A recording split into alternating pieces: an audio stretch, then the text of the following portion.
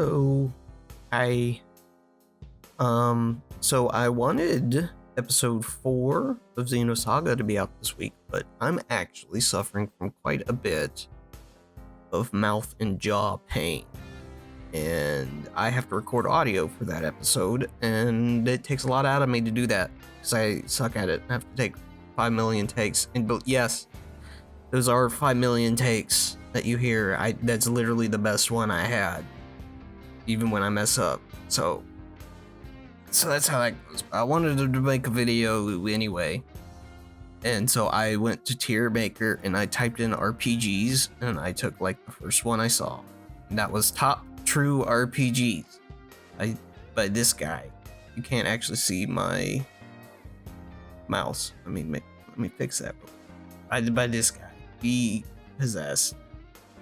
It says these are the top true RPGs. It said there was no room for our JRPGs. I just skimmed over the list and I've played pretty much all of them on here. Not all of them though, so let's go ahead, add a row below. Not played enough for ones that I haven't played enough to have an opinion on. It said there was no room for JRPGs, so there won't be JRPGs, but I've played most of these. They look mostly to be computer RPGs. So, I'm gonna go off how I feel about them now. Not necessarily from how they came out, but how they play now and how much I basically want to play them again at any one point in time. All of these rankings will be official.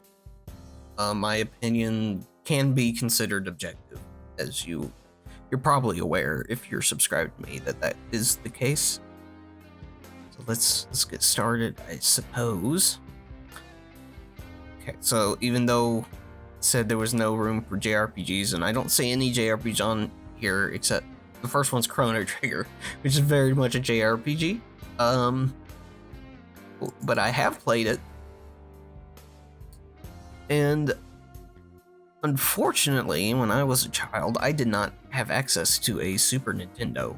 My grandma had an NES. I never had the Super Nintendo. I was a Sega child. I was a Genesis little boy. But I did go back and play it later on. And it is a good game. I think anybody saying Chrono Trigger is not a good game just doesn't like JRPGs.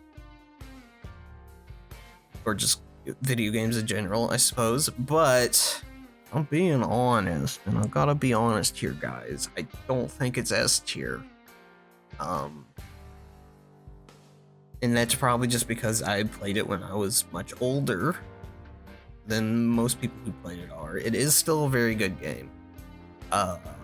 Probably the best on the SNES, and I do consider Final Fantasy VI to be in that. I'm gonna go with A, just because if I put it any lower, I'll get yelled at by somebody. I know it, but it does belong to be there. It's not the hardest game in the world, but for kind of the shorter RPGs out there, it is like the base. It is what the first one to do it and do it really well of the more shorter, more character focused JRPGs, just RPGs in general. Where I really like the battle system, but it is more of a cinematic feel to it than like a overly strategy based system. At least that's what I remember, and that's what I'm going off with. So it's A. Now, contrasting, going from Chrono Trigger to Two Worlds. Two Worlds, if you don't know, which I wouldn't blame you, is it Eurojank? I don't remember who made this. it feels like Euro drink, but it's like it's an attempt to do an open world RPG in the vein of, like, you would probably know it more as like Elder Scrolls, but it's kind of not that. Do you get to make a character in this one? I honestly forget. I didn't play a whole lot of Two Worlds, believe it or not. I did play enough to put it in D. It's got some alright ideas, but you would only play it now just to laugh at it. But it is able to be laughed at, which I think keeps it away from F.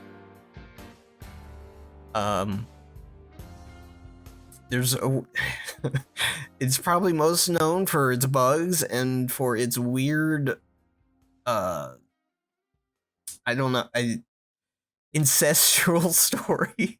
I don't know. It's not the only game. I don't think the other one on this. No, I was thinking of a Drakengard game. Not Drakengard. Drakengard should be on these. I like the Drakengard game. But it's in the same universe as the Drakengard games. I forget what it's called. But they're the games like this where your main character is basically in love with his sister. That's how it kind of comes off. It's not overtly stated in this one. In fact, give me a second. I'm gonna figure out what it was. It was Demonicon, and it's in the Drakensang. It's in the same world as the Drakensang games, not Drakengard. Drakengard is completely different. Well, I also like those, but I don't think they're on this list. But in that one, you were overtly in love with your sister, or you can be, which was weird. But not a whole lot to say about Two Worlds other than you can find some funny YouTube videos about it. Deus Ex, the quality is all over the place, as you can see in this tier list, I guess. Deus Ex. Now we get into a weird territory where do I rank them based on how modded they can be? Because I would say vanilla Deus Ex, which is still a really good game, but I don't know if I would put it in S tier. But you can get a lot of mods that improve the experience, I suppose, either greatly or just quality of life stuff the game should have in the first place. I gotta put it in S. It's like it is a classic and one that is classic for me, which is why, like, Chrono Trigger is also obviously a classic, probably for more people than Deus Ex, but I mean, Deus Ex just kind of it didn't start, but it kind of codified the whole first person or just action in general computer RPG. It did it in a very smart way that is still fun to go through today. Like, you can play that game in so many different ways. Although I will say, at least in vanilla, you're pretty much always forced to use stealth at some points. It's kind of a problem that all these kinds of games have, at least when I play them. I always play Deus Ex. It's very hard for me to play Deus Ex in all the Deus Ex games, or any game where you can do a non-lethal playthrough, like I do it in Metal Gear as well. I can never make myself just kill people when I know that you can complete the game without killing anybody, and it's not like completely inconvenient and arduous to do so. And it's not like you can really play through Deus Ex and not kill a single person. You have to blow up a few robots, but I mean, you don't have to. Wait, there is maybe one thing where you have to, but I do like how it kind of started that whole non-lethal stuff, which I like. I gotta put Deus Ex in S. The Witcher 3. Now, again, we have to talk about mods, because I recently, and by recently I mean like a year ago, played a mod of The Witcher 3 entitled enhanced edition, I think that it was, and it greatly improved the game for me. It makes it 5 million times more frustrating and harder to play, but so much more satisfying. It took me literally, I think, like 30 hours to get out of the first area. You know, when you're with the Vesemir and you're going before the world kind of opens up and you find Yennefer. It seriously took me like 30 hours because I had to get used to how the mod worked. It makes it so that it makes it into a Monster Hunter game, like the Capcom's Monster Hunters, where the monsters will just like one-shot you, and you do not one-shot them. The fights last a long time, but it made it so that you had to use your Witcher stuff. You had to prepare your oils and potions, which you can do in the original, but you really don't have to. The original, like, vanilla Witcher 3 combat is kind of... it's fun, but it doesn't hold the game together. If you got rid of the story in The Witcher 3, it would not be able to hold my attention, I don't think. You spam Igni, and then you spam the attack button, and that's how you play Witcher 3 The Wild Hunt. But that mod made it so much better, and the story is obviously the highlight. I would honestly put the Enhanced Edition mod up here. If you have the patience, and I mean the patience, to autosave or quick save constantly and quick load constantly, because you're going to die a whole lot, I highly recommend doing that. Getting that mod. But I would put the vanilla game honestly in B, just because of I really don't like. It's all right if you're just playing the game for the story and you're going through it for the first time. It's completely serviceable. But I find it very hard to go back without heavily modding the game. But the story is really good. Like, I think people kind of underrate. Like, it's hard to say people underrate The Witcher 3. It's like the most popular RPG ever made. But I can't really overstate how different the writing in The Witcher 3 is to other games of its kind of ilk that appear around this time. There's so much more subtlety just to the character of Geralt than you will find in any other video game, really, released, AAA game, at least. And I would like to, I could go on.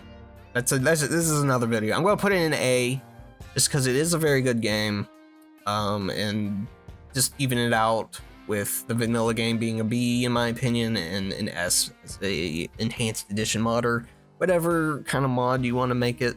There's a bunch out there. Ooh, Arcanum.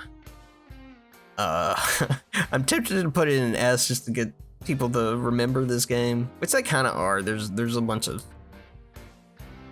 It's kind of the cult classic that everybody kind of brings up, but it's a. It is a flawed cult classic, I would say. The balance is incredibly off. It's a very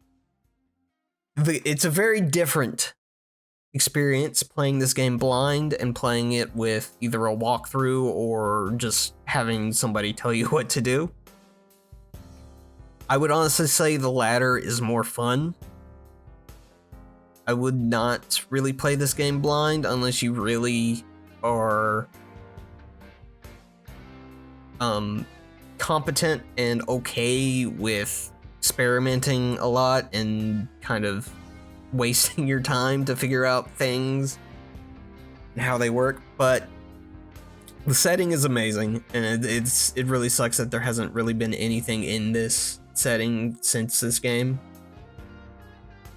It's a great it's steampunk, if you don't know, where You got fantasy races of D&D ilk. It's a D&D module or campaign setting or something like that.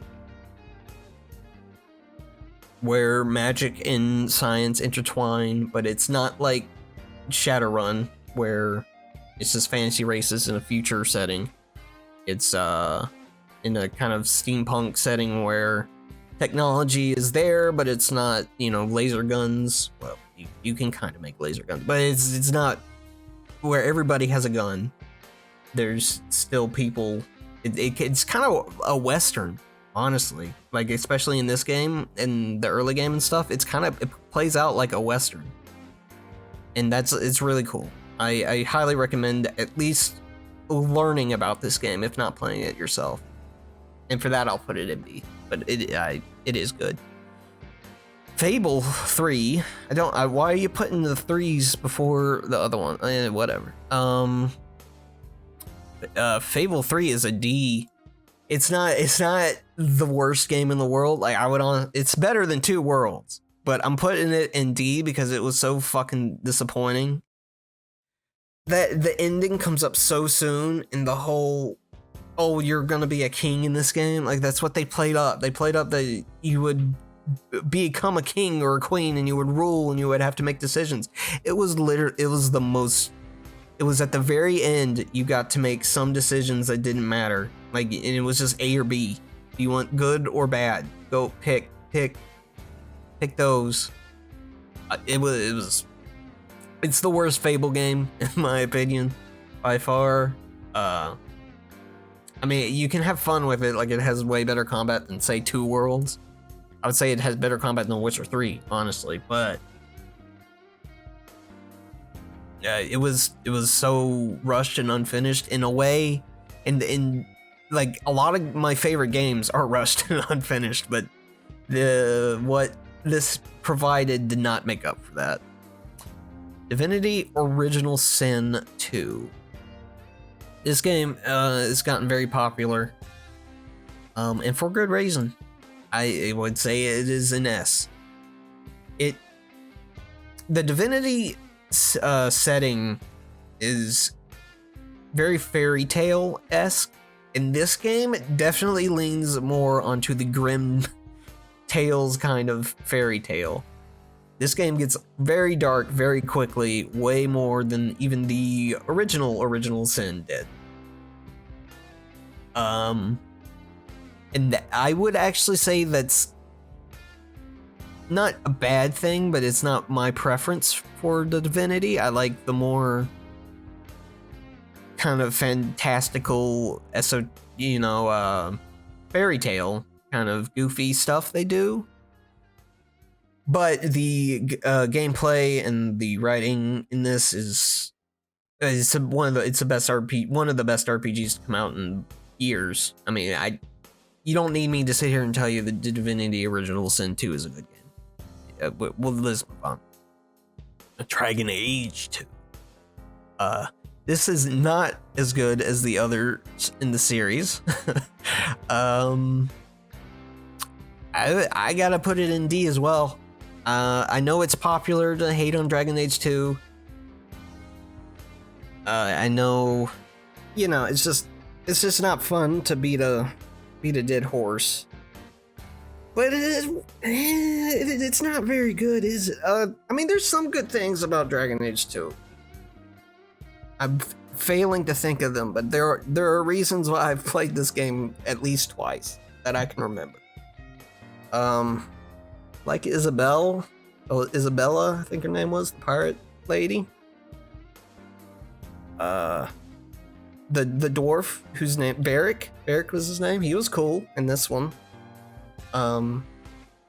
It had a really good setup, but it was just marred by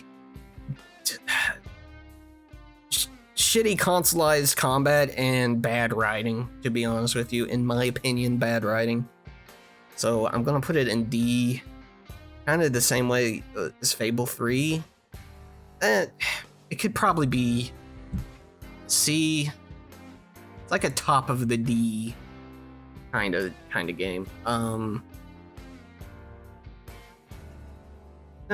put it in C. These aren't ordered in their tiers, by the way. The tiers are ordered, but I'm not gonna like say, oh, Witcher 3 is better than Chrono. No, I'm not gonna do that. Dragon Age Origins is a much better game than Dragon Age 2, in my opinion. Is it as good as Chrono Trigger in The Witcher 3? I don't think so. I would put it in B. It did kind of it was the revival of the computer RPGs before the revival of the computer RPGs. It would have been, but then in Dragon Age 2 they just said no, we're just gonna make Mass Effect but in fantasy now. But but this game was legitimately a tabletop-esque computer RPG, and for that I liked it. And it had good characters. They stuck around. Morgan is a good character. Sten I really liked. Alistair, even though he's, I don't know. I go on and off with Alistair, but I would say I like Alistair. He's a good character. Arena. Oh, Elder Scrolls Arena. I recognized it because of that. Because of that box art in the middle there. That they've tried to get rid of.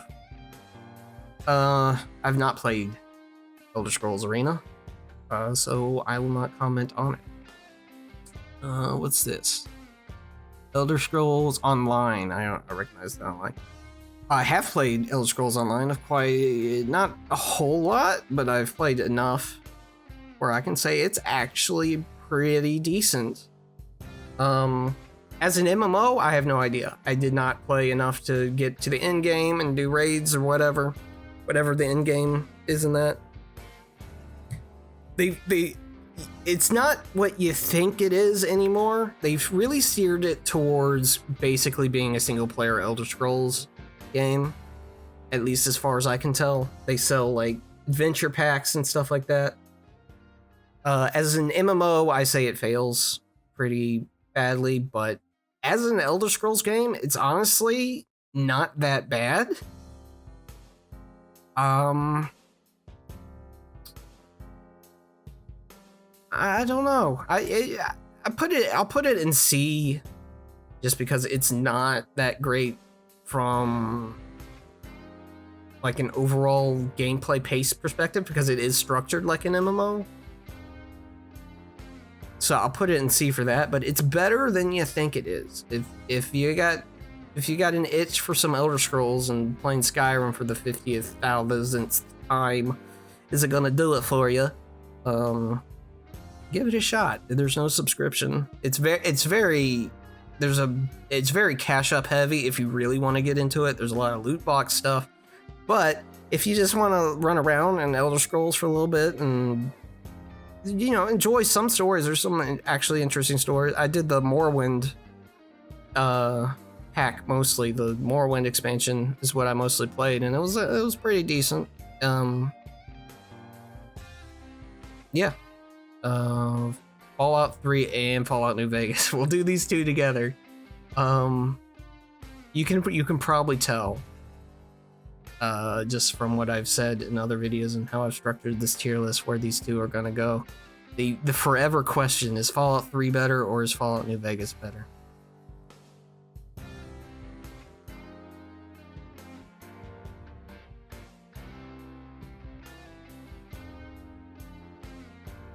Fallout New Vegas is better. That's how I see it. When Fallout 3 came out, it could have been like an A, but there's just such a better alternative for me, at least. Everything about New Vegas to me is better. I don't like the Capital Wasteland. I don't like the changes that Bethesda made.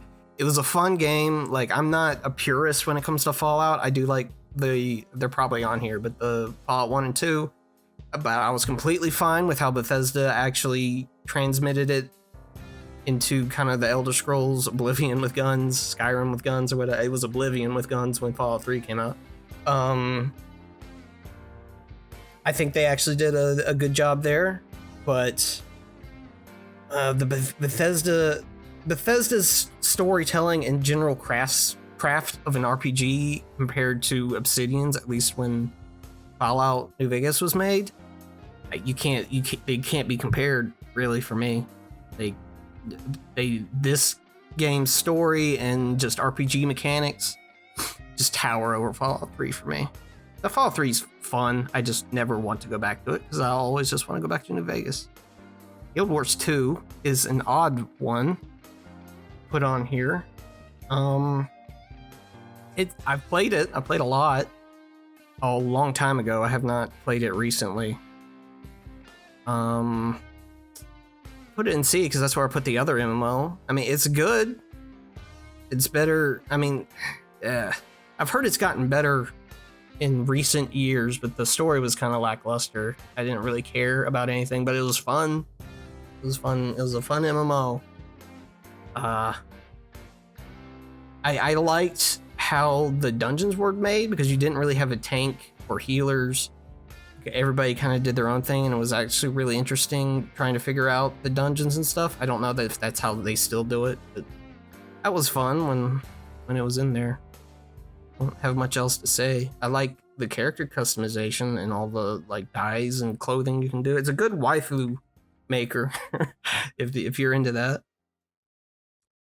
Mass Effect, the original? Yeah, I think Mass Effect 1. Oh,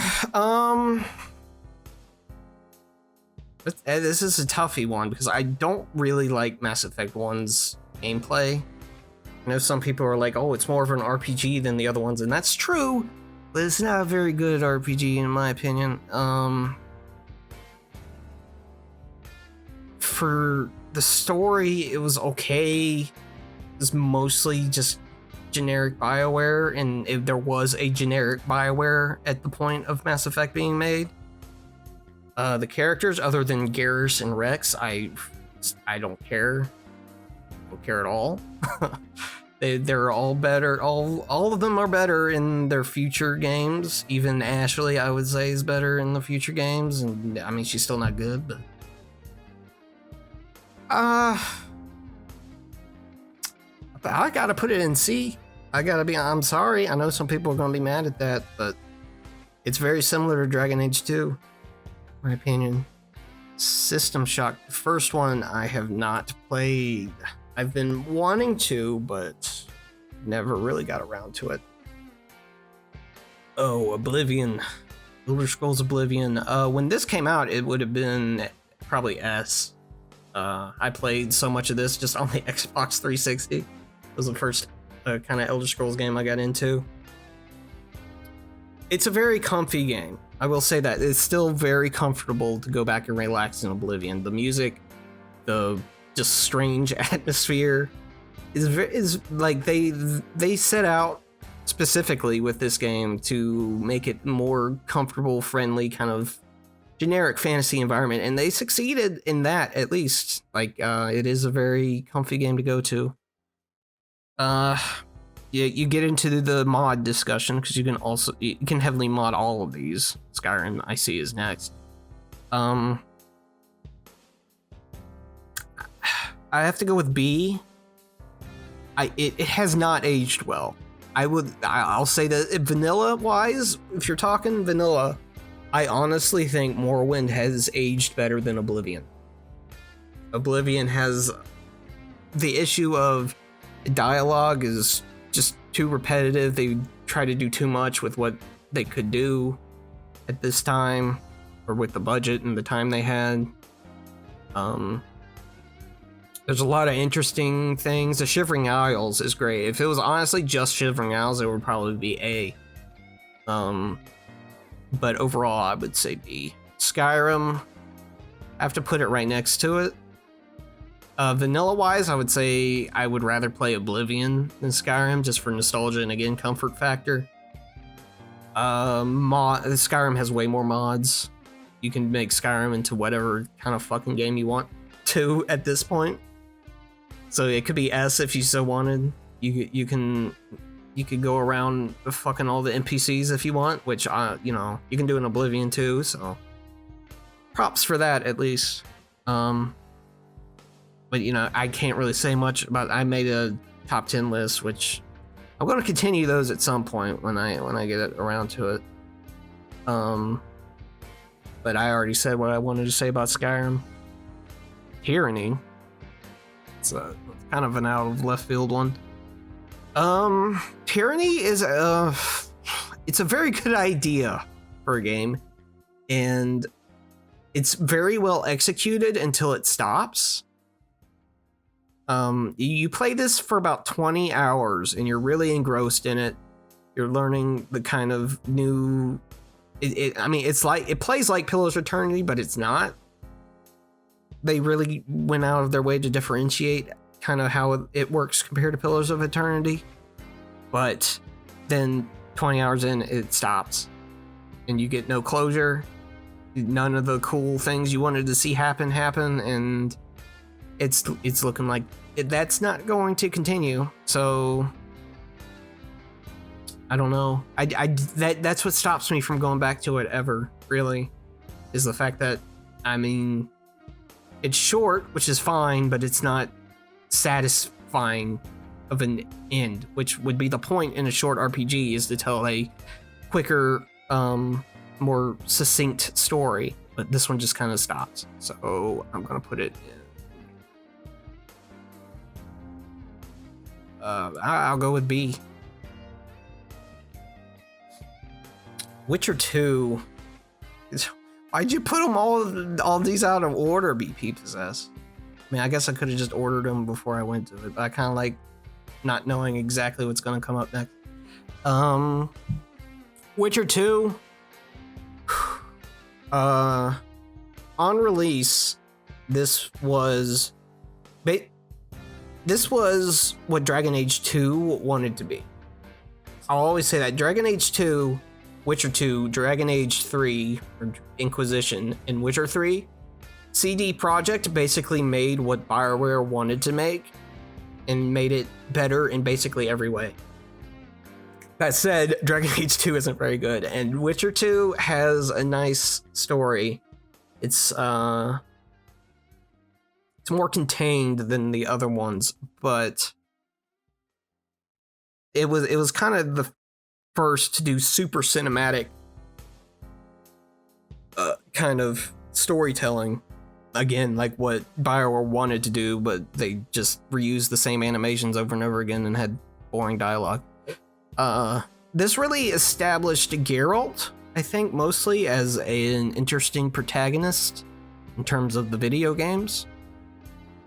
But the gameplay is kind of god-awful. I gotta be honest. I hated this game just playing it on release. I almost cried fighting the first boss fight against Letho. I mean, kind of spoiler alert, I guess, but the first boss fight was so irritating to me. The tutorial, I couldn't get out of it. It took me forever. And it really soured my experience, but going back to it, it's been updated a ton, and there's mods and all that to make it better. Now it's too easy, to be honest with you, but it doesn't have as good of a story as Witcher 3, and it doesn't have as good gameplay as Witcher 1, in my opinion.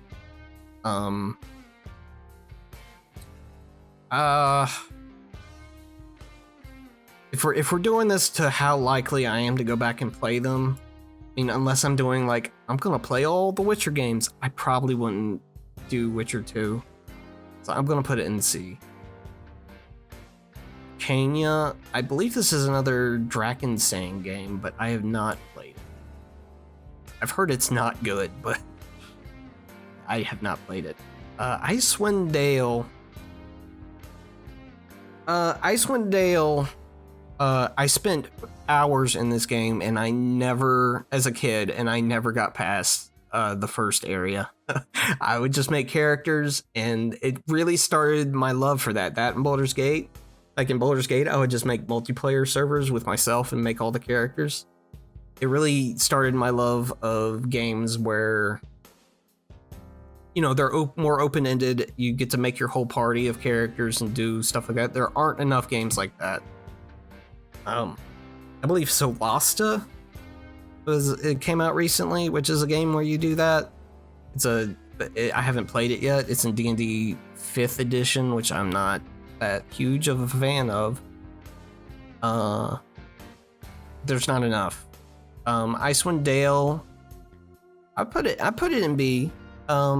If you play it for what it is, which is a AD&D simulation, so it's got THAC0, it's got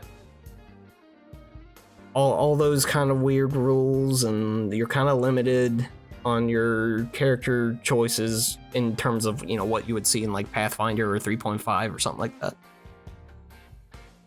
But if you play it for what it is, I think it's still really good. Deus Ex Mankind Divided. I've played this one, but I'm saddened to say this, but I have not completed it. I'm a huge Deus Ex fan, but for some reason, this one just can't hold my attention. I've started it multiple times, and I've played like to the middle of it several times, but I just drop it after a while. I get uninterested. It's not bad. It's just I don't really care. Like, I don't know. I feel like Human Revolution did the whole prejudiced thing already. Like, and I don't know. The gameplay's fine, but I mean, I don't know. I'm gonna put it in C just because it keeps losing my interest. And any game that does that can't be higher than a C, I suppose. C's kind of like this is an okay game. I would say Deus Ex Mankind Divided is an okay game. System Shock 2 is a more than okay game. If you play it now with mods, it's an A. If you play it vanilla, maybe a B. There are problems with it. It's not like the reveal of Shodan. I mean, spoilers, I guess, but it's not really spoilers. It's like it always makes this is the biggest twist in video games, but it's kind of like foreshadowed in the beginning of the game. I mean, if you didn't play System Shock 1, which I didn't, but I did know about when I eventually did play System Shock 2. Like I knew everything that happened in System Shock 1. I just want to play it because it's a very different game from System Shock 2. But System Shock 2 is kind of the progenitor of games like Deus Ex and stuff like that. Games that there honestly aren't enough of, but they're very difficult to make, especially to make as good as System Shock 2. So, all right, and next is Daggerfall. I have played Daggerfall. Obviously, it was far past when it was a new game, but I have played it. Daggerfall is an interesting one because it's not exactly fun, but it's very interesting to play. This is another game that's kind of more fun to learn about than it is to play yourself, I would say. But just because there's nothing else like it, really. If you don't know, this is like the biggest, like most, I mean, I guess, was it Arena? Where it was like all of Tamriel? So that one might be the biggest, but this is like the biggest open world RPG there is. It's more of a simulator, like a fantasy world simulator, than a game, which honestly I think the Elder Scrolls should have kept with. I honestly, my ideal future for the Elder Scrolls series, which will never come true, is it's basically an open source RPG. It's already basically that, with how much Bethesda relies on modders to add content to their game.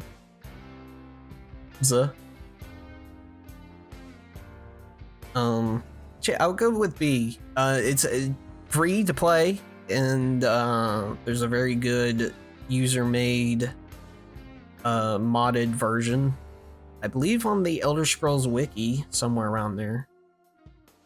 I recommend checking it out because it's free. Mass Effect 2 is my favorite Mass Effect. I'm gonna just put it in A. It's not really an RPG. I mean, I guess it is, unless you're looking at the gameplay. It's basically just a shooter, but it's a pretty fun shooter. It's probably one of the better stories that BioWare has told, in my opinion, because it's very separate from the other games. If you like, the Mass Effect 2 characters in 3 are all relegated to side quests. And if you, spoiler alert for Mass Effect 2, but it's because they can die in Mass Effect 2. Which that was a very interesting way to do it. Makes a second playthrough interesting because, you know, hey, people can die at the end of this. I wonder, I'm gonna look up the optimal way to do things so nobody dies, so I can get the better ending. So yeah, it's by far my favorite of the Mass Effect games, and probably my the last BioWare game that I actually really like. Yeah. Planescape, if you know anything about me, you know Planescape Torment's my favorite game, so it's gotta be S. I can't. Like, it's got problems, but it's... I was about to say it's never been surpassed or equaled, but honestly, I think... I don't think Disco Elysium is on here, but if it was... I see Disco Elysium as a spiritual successor to Planescape Torment. It's a very story-focused, very dialogue-focused, very character-focused game. One thing I really like about Planescape Torment is it's very character-focused, and the characters are very good and interesting, but it's also just the world is very interesting. I mean, it's already made for them because it's, the Planescape setting in Dungeons and Dragons, but they immerse you in the world and tell you about all the interesting things in it, like the blood war between the demons and the devils and the angels and all that.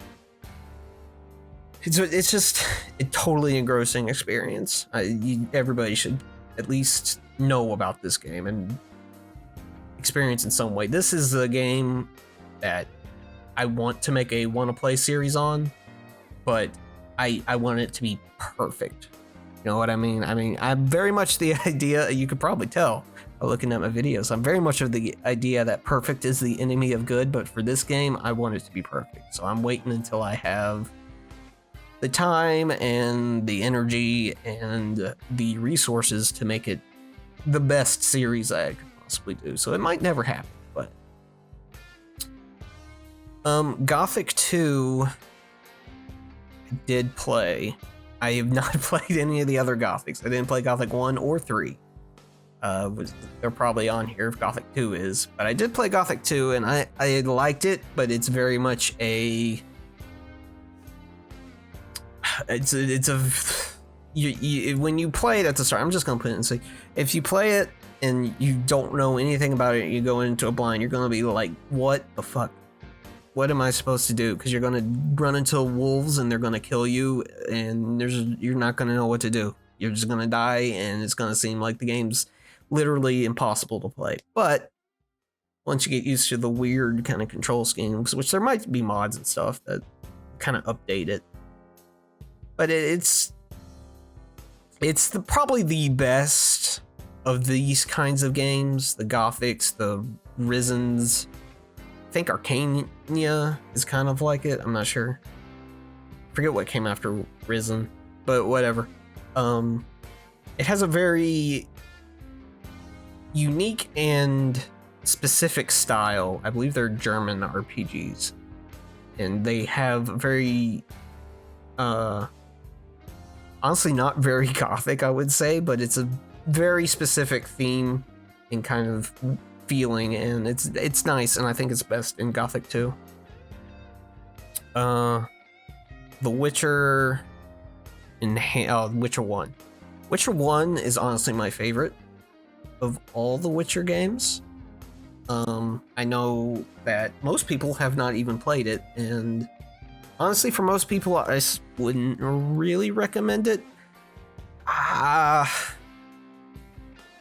have to put it in A with Witcher 3. Witcher 3 with the Enhanced Edition mod might be better than it. But if we're going with vanilla, I would say Witcher 1 is by far my favorite. It's the only one where I feel like you actually have to prepare. Like, you have to find books that tell you about the monster's weaknesses and stuff, and you have to actually read the books. It's, the dialogue is very stilted, kind of poorly translated in parts. It's not... You're gonna be blindsided by the production values of The Witcher 1 if you've only known 2 and 3. But, it's an old school RPG, but one that I like. I like the combat. I know some people hated it. The original, the non-enhanced edition combat was kind of shit.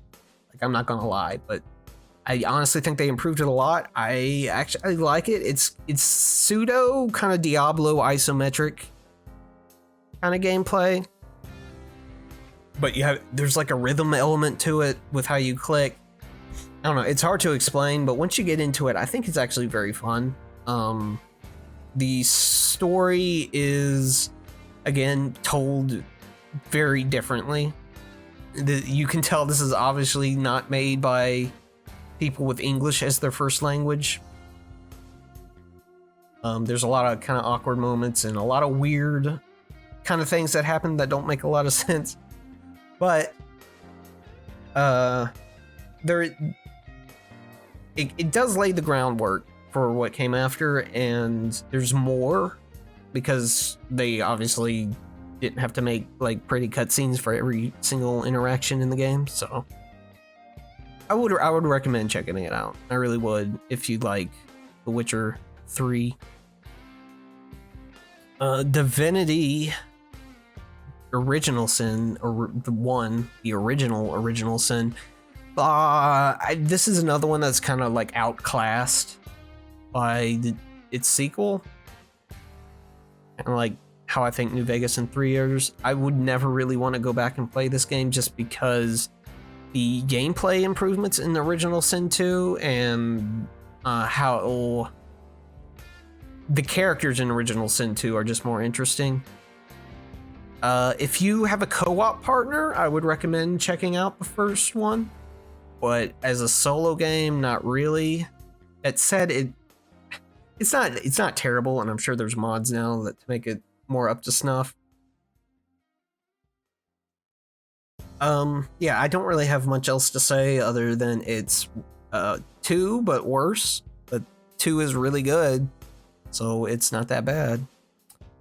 Mass Effect 3. Honestly, Mass Effect 3 is not the worst game ever made, like some people think it ought to be. It is.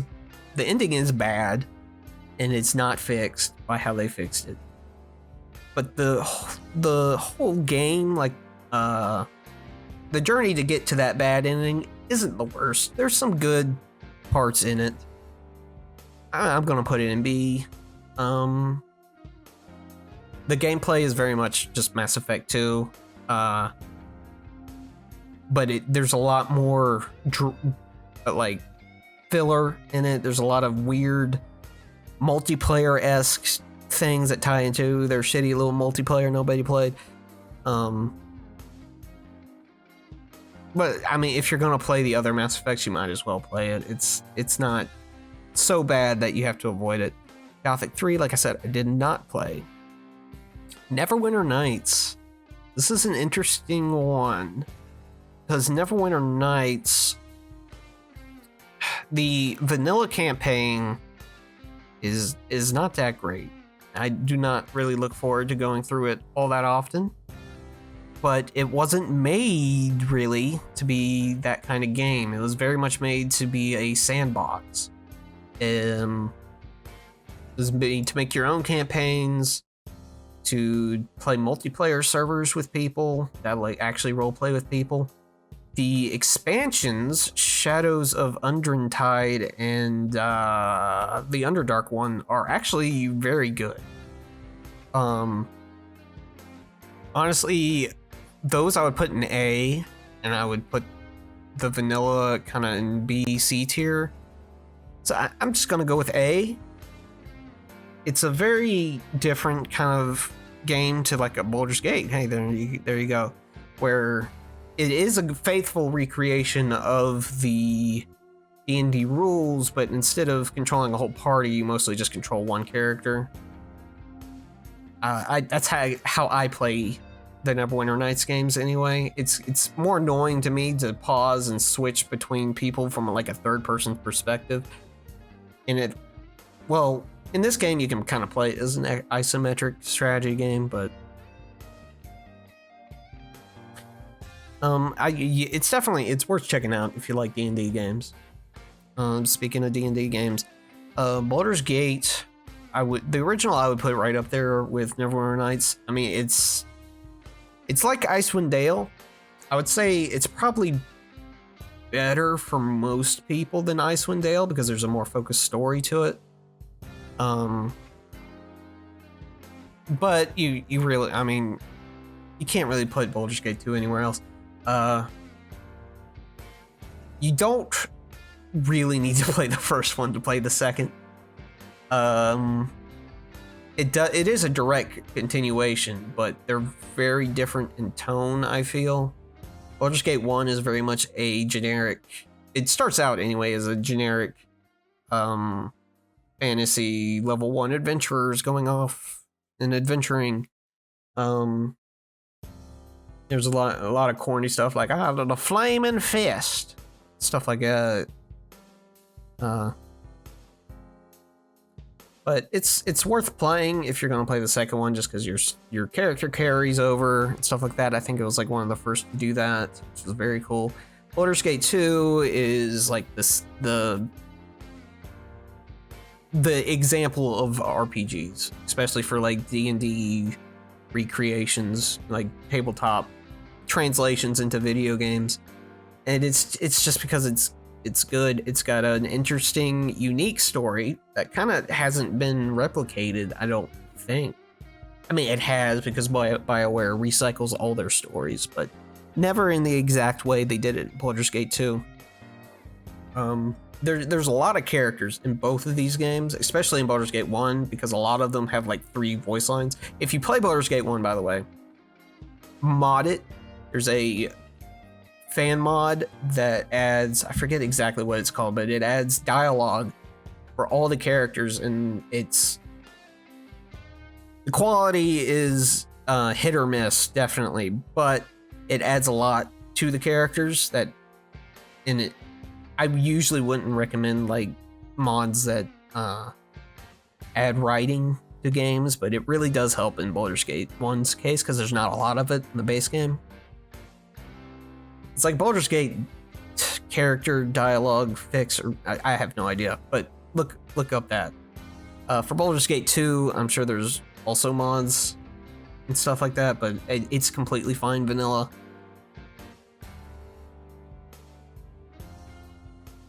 Did I take a drink?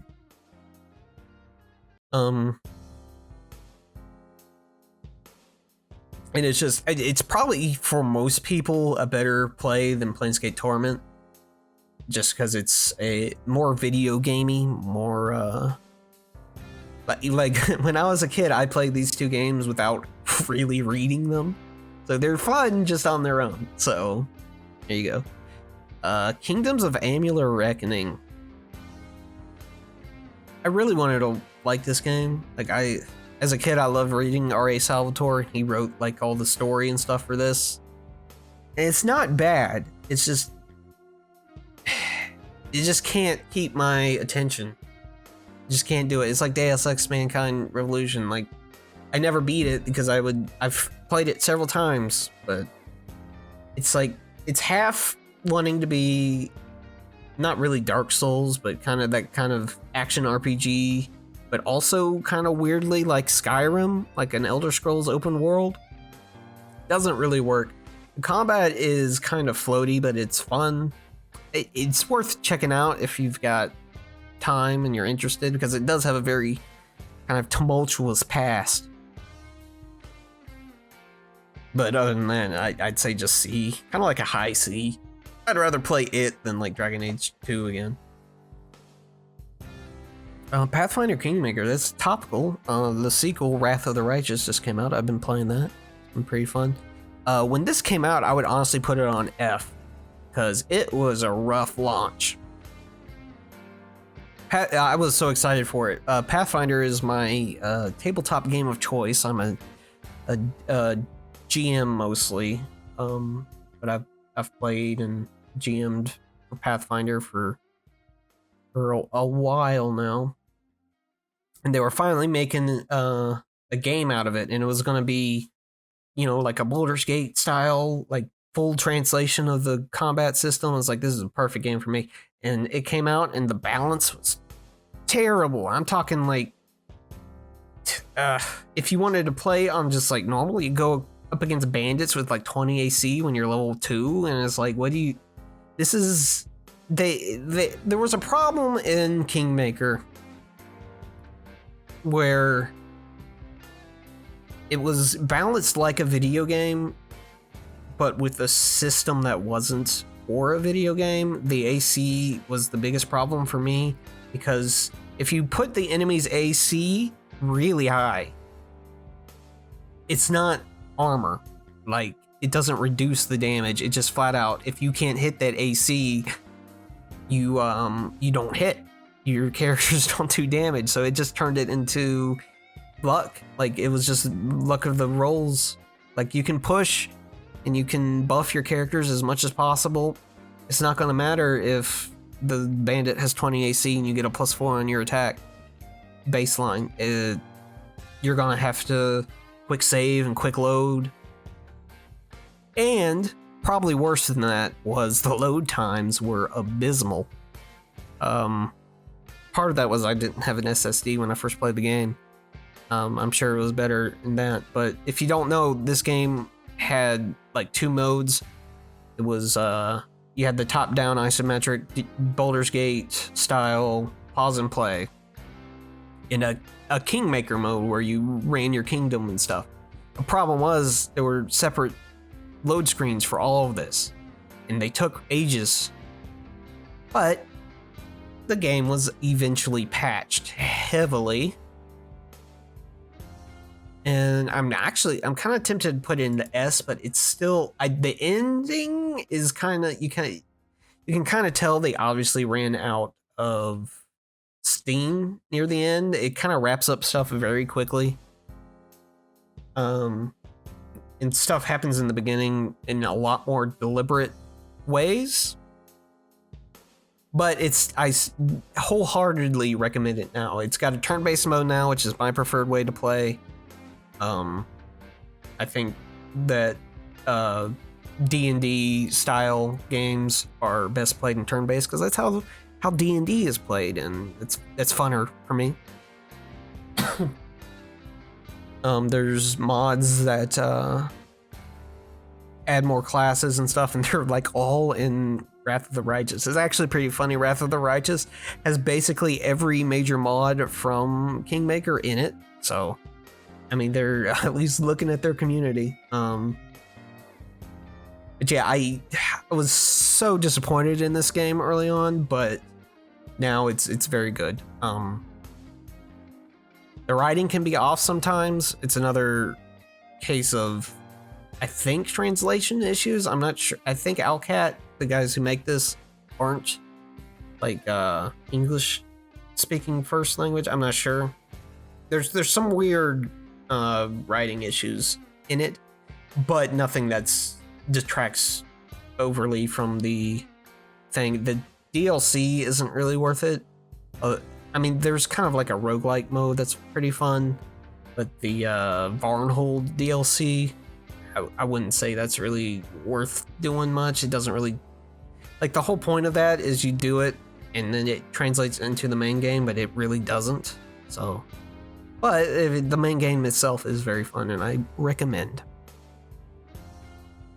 Deus Ex Human Revolution.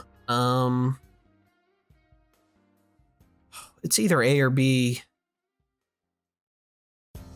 I'm gonna go with A just because I would play this again over doing another Mankind Divided, and it's a good game.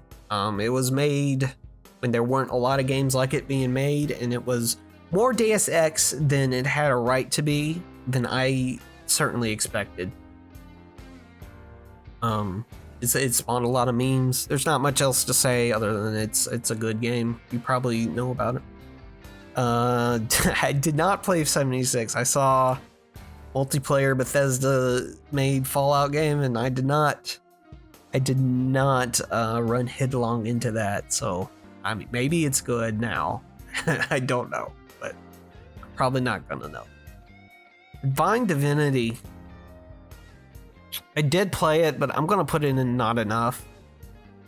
I only played it a small amount. It was on GameTap, if y'all remember GameTap. I loved GameTap before it kind of turned to shit. I don't even know if it's around yet. But it was on there, and I checked it out and played it for a little bit. And it's basically a Diablo game. But kind of turn-based. It's weird. It's the precursor to the Divinity Original Sin games. I assume it's alright, but I have not played enough. Pillars of Eternity. This is the only thing I have ever backed on Kickstarter. I was a huge Obsidian fanboy. I'm kind of not now, but back when this was coming out, I was.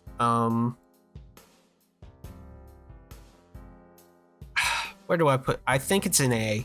If Pathfinder Kingmaker is an A, Pillars of Eternity is an A. It is, I think, the best of these kind of revival pause and play games that use an original system that they made.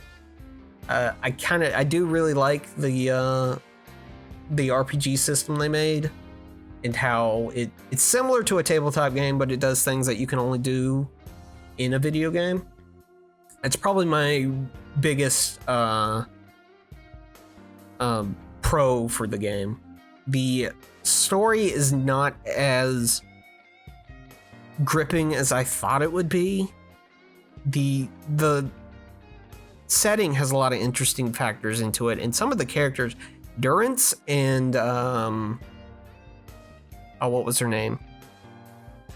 Weeping Mother. I think that was her name. Or Mourning Mother, something like that. Grieving Mother. The one with the weird name. They're great. I don't know why I can't remember her name right now. But Durance especially is one of my favorite RPG characters, like companions. Period. The others are kind of boring, to be honest. I remember Adair and Alof, because they're the first two you get. And they also have a lot of interactions throughout the game. And other than that, I really don't care about anyone else. The main villain's kind of forgettable. The soul, like I said, the setting is cool, but I don't really enjoy the plot. But the gameplay is very fun. The system is fun, so it's a good game. I did not play the original Gothic. Fallout 2. Now, the thing with the original 2 Fallouts, okay, I'm gonna tell y'all a secret. Don't tell nobody, but I kind of don't like how they play. Kind of don't like the gameplay of Fallout 1 and 2. I'm sorry to say that, but the weird one-player turn-based thing with companions you don't really control. Like, they're some of my favorite games, but I can't put them in S, to be honest with you. Is Fallout 1 on here? Yeah, Fallout 1. They're basically the same. Fallout 2 has the issue of the beginning being fucking impossible if you don't know what you're doing. Not a good intro to the game to have it be literally impossible if you don't make the right kind of character. But I'm sure there's ways around that now. But I would say Fallout 2 is better than Fallout 1, but not by enough to really differentiate them in a tier. I think Fallout 1's story is more iconic, more rememberable, but Fallout 2 is also has more to it.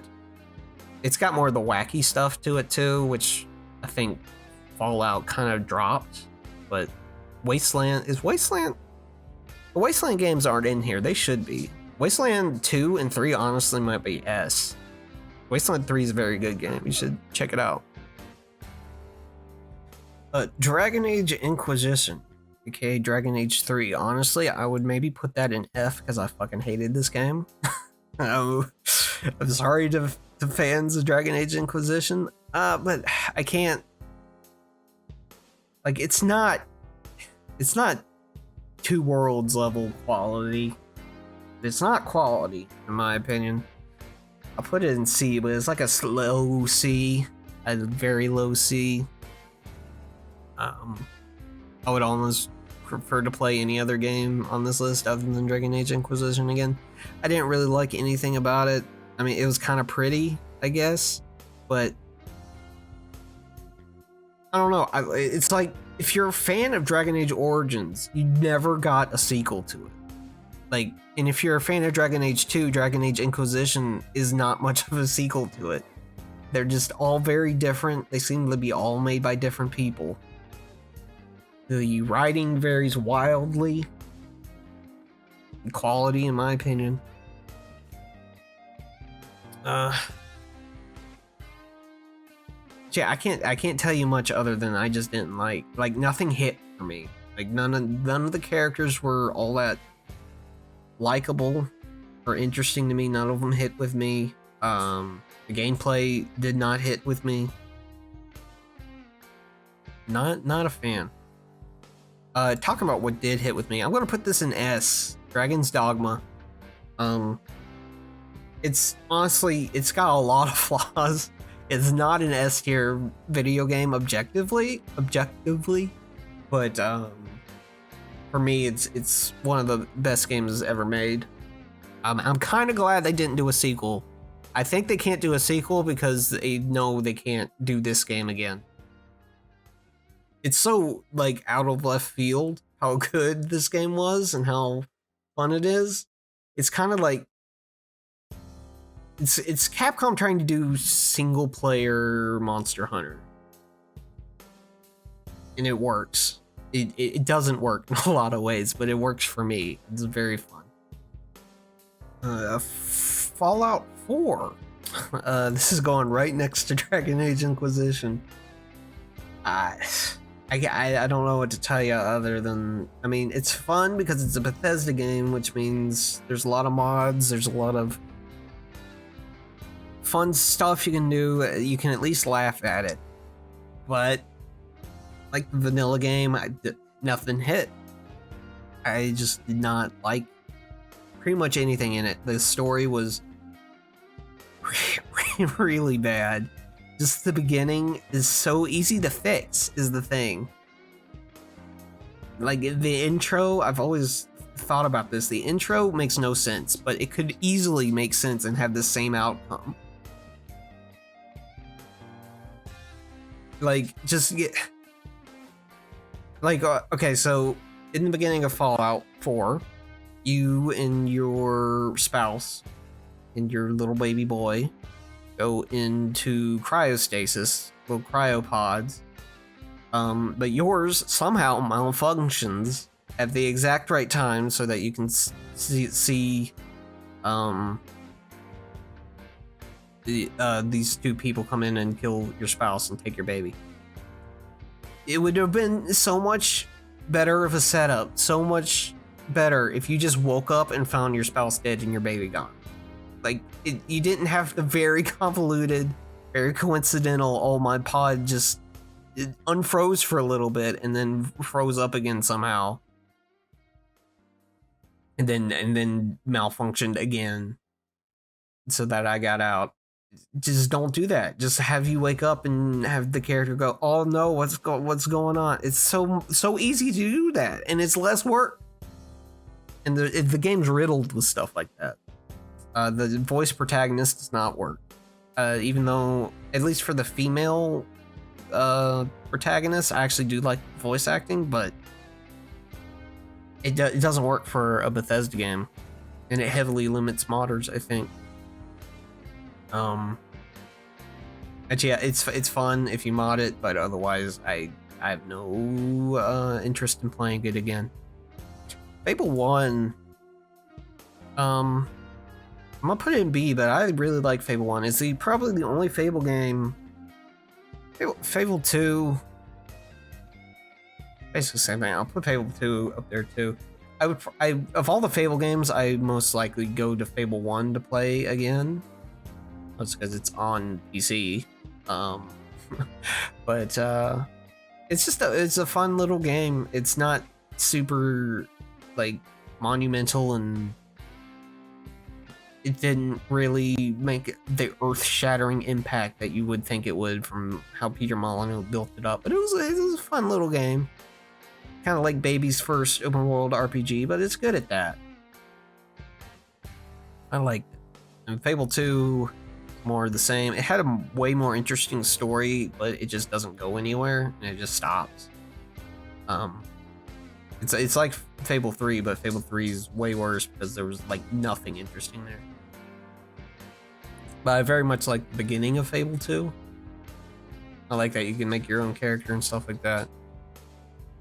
But, here we go. Ooh, another Fallout New Vegas, Fallout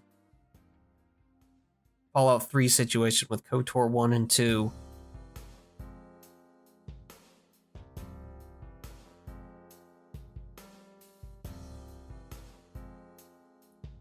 KOTOR 2 is better. It's not as big of a gulf as New Vegas and 3, but I think Obsidian just does other people's games better. Give them your IP and they'll make a fairly broken game. Like, everybody points out, KOTOR 2 doesn't have an ending, and it's rushed at the end, and yes, it's all very true, but I like everything else so much that I have to put it up. I have to put it up here. Just for me personally, as an objective game, it's probably somewhere around here because it is blatantly unfinished. But the stuff that was finished is so good that I love it so much. And KOTOR 1 isn't bad. These are the only two Star Wars properties I like, by the way. I am not a fan of Star Wars. I'm a Star Trek guy. But these two are great games, and they both deserve to be played. Most people will probably like KOTOR 1 more because it's a more complete experience, but it's also a more generic experience. The twist is very good. But the characters, like Freya, and just the writing and dialogue in KOTOR 2 is so much more interesting than anything that's been in Star Wars. So I have to give that the nod there. Legend of Grimrock. That's kind of a weird one to put in there, but it's okay. I played it like, I don't know, fucking 8 years ago. I remember it being fun. I remember being annoyed the kind of like real-time combat where you had to click your character's attack options really quick. I didn't really like that, but it's a revival of the kind of wizardry first-person dungeon crawler games. I mean, they've been making those kinds of games in Japan forever, but this was kind of the first to be like a full Western fantasy kind of again. I like the puzzles and stuff in it. It was a good game. Morrowind. Like I said, I think it's aged better than Oblivion. Honestly, Skyrim. Again, I would mod it, but did not do anything crazy. But there's some good graphics mods and some quality of life mod stuff that fixes stuff that just doesn't work in the game. It's broken. Like, you can very easily break the game, but that's part of the fun. My favorite is just that you do have to read. I think the Elder Scrolls games would have been 1,000 times better if they had just stuck with the dialogue like it is in Morrowind, where it's just dialogue. It's just you have to read it. The world of Morrowind is so much more interesting than either Oblivion and Skyrim, and I think it's because of that. You have to read where you have to go. You have to read who you have to talk to, where they are. I very much recommend playing Morrowind, unless you don't like to read, in which case, but I don't know. You probably like Oblivion, Skyrim. Legend of Grimlock 2, I have not played, unfortunately. I kind of missed it. I'll play it someday. Ooh, Neverwinter Nights 2. Yeah, Neverwinter Nights 2 is probably my favorite D&D game. Like, that's based off explicitly Dungeons and Dragons.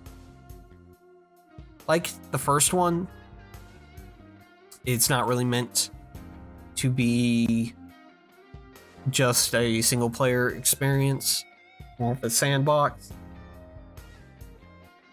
That said, if the vanilla game is jam-packed with content, like it's a very long game, but I would honestly say that's around a B to like a low A.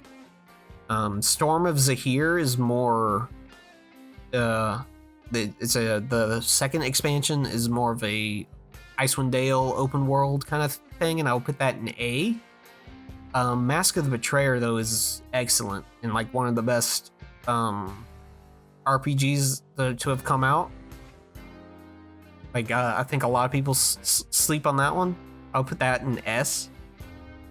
So I'll just even out the difference and put it in A with Neverwinter Nights 1, but I do like Neverwinter Nights 2 more than 1. It's, like I said, my favorite D&D game.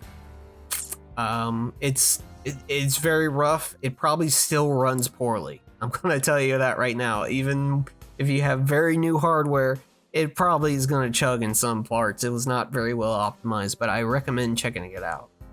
I think it gets looked over nowadays when it comes to RPGs. Shadowrun Returns. Oh, and it's got the other ones in here. So this would be Dead Man's Switch. Shadowrun is like Neverwinter Nights, where it was more of a platform for people to make campaigns in an actual game, at least in Dead Man's Switch. It was good. I put it in B. The first campaign was not super up to snuff with what came after it. It was very much just an introduction to the world, but it wasn't that bad. It was very cheaply made. It felt like a Kickstarter game, let's say. We'll go over these first. Shadowrun Dragon Ball.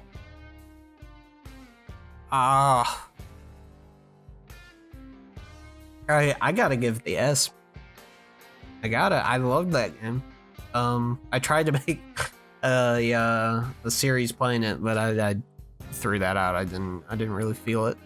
I would, if you play anything of any of the Shadowruns, I recommend this one. Hong Kong is good as well. I'll put that in A. I didn't like the story and the characters as much as in Dragonfall though. But if you like turn-based RPGs, if you like Shadowrun, the tabletop game, pick up Dragonfall. Pillars of Eternity 2. Better than 1 in some ways, worse in others. Nothing really gripped me about the story again, and this time I didn't have characters like Durant's and Grieving Mother to keep me going. I did like the turn-based game because I just like turn-based more than pause and play. But I don't know. I did really like the ship stuff. I don't know. I might put it in A with 1. Yeah, I like it there. It's worth playing. Like, if you like the first one, go ahead and play the second one. Your character carries over. I wonder if they're going to continue Pillars of Eternity. I haven't looked into that. Obsidian kind of isn't what it used to be now that most people have left it, and it's owned by Microsoft now. I didn't like Outer Worlds did not blow me away like most Obsidian games did. I even like Dungeon Siege 3. But Pillars of Eternity 2 is alright. Believe it or not, my favorite game, Planescape Torment. I've never played Torment Tides of Numeria.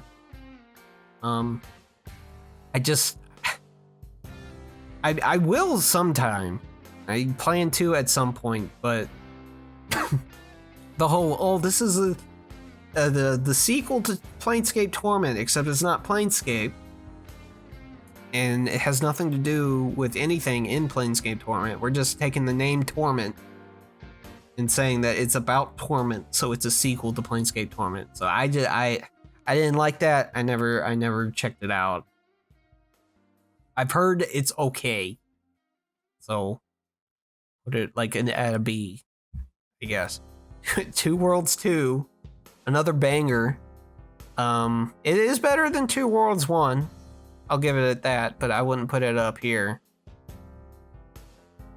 Again, if you like playing kind of Euro janky games, you could do worse. Vampire Bloodlines. I mean, you gotta. It's another very flawed game, but it's lightning in a bottle, and it'll never. It will never be captured again. Even if you've kept up with Vampire Bloodlines 2, you would know that it will not be captured again. This is another one where I want to make a series on it, but I want it to be as perfect as I can make it. So I did not play the original Shadowrun. I think it was on like Sega Genesis and SNES. I have not played it. And finally, Icewind Dale 2 is way better than you would think. Apparently they cannot re-release it because they lost the source code or something like that. But I really hope it does one day because it is way better than you would think it'd be. It's like the first one where it's super open world, but there's way more interactions. The story is way more tight and presented. Your characters interact with the world way more. All of them do, because you get to make them all. I highly recommend checking it out somehow. And that's it. That is it. This is the definitive RPG tier list. These are all the RPGs ever made.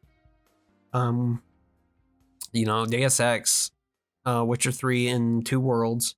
Some of the only RPGs ever made. I'm not gonna order them further. This is perfect and objective. My cat's meowing, so I gotta take care of that. So, goodbye. I love you.